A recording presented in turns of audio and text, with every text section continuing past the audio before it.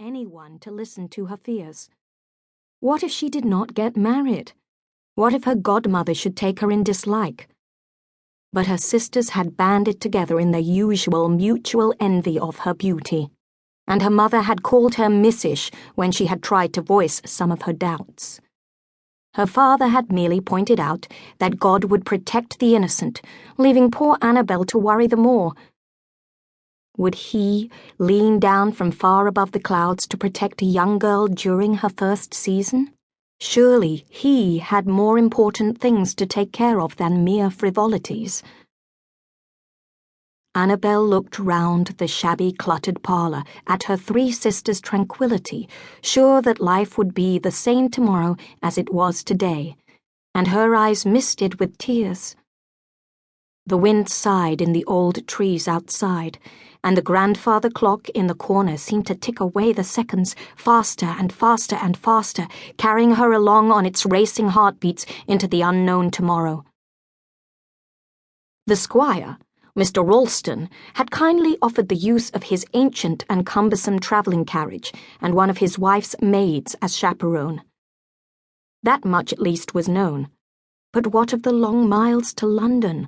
What of London itself? And what of her mysterious godmother?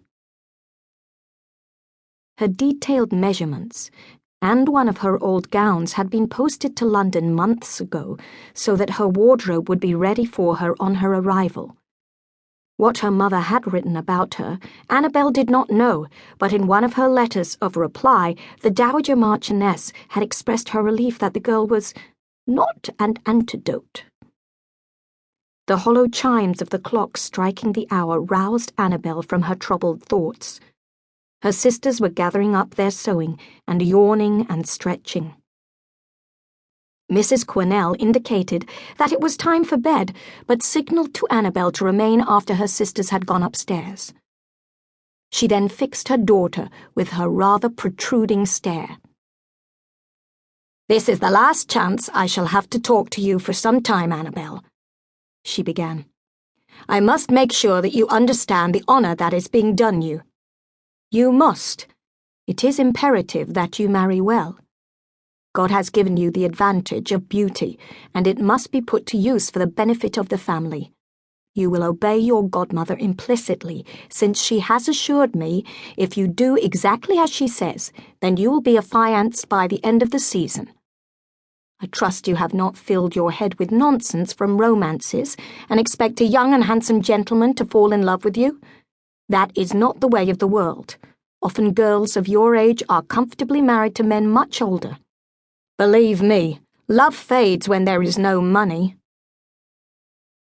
A look of pain passed over the gentle features of the rector. "And did your love fade?" he asked quietly, but his wife paid him not the smallest attention. Annabelle shifted restlessly on her seat. She was used to lectures on her duty and young enough to look upon the task of marrying some man despite his age or manner as simply another kind of household chore. But she could not help wondering if her stern mother had ever felt any of the gentler passions. Often when her mother was lecturing her, Annabelle's mind slid away onto some more pleasant topic, seeing her mother silently forming the words as if on the other side of a thick pane of glass. As usual, her brain blocked out the words of the lecture. But this time she studied Mrs. Quinnell, as if looking at a stranger. A middle-aged woman with a trim figure, she wore her black hair tucked neatly away under a towering cap of starched muslin.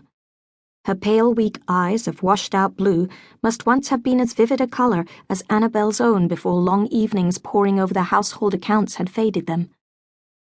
Her mouth was thin and had a disappointed droop at the corners. She was not at all ill-favoured for her years, but her rasping, bullying voice dominated all else. Annabelle looked over at her father and caught the look of hurt and distress on his features. He was essaying to speak, to find some loophole in the barrage of words. "Father is trying to say something," interrupted Annabelle loudly in her clear, gentle voice. Never had any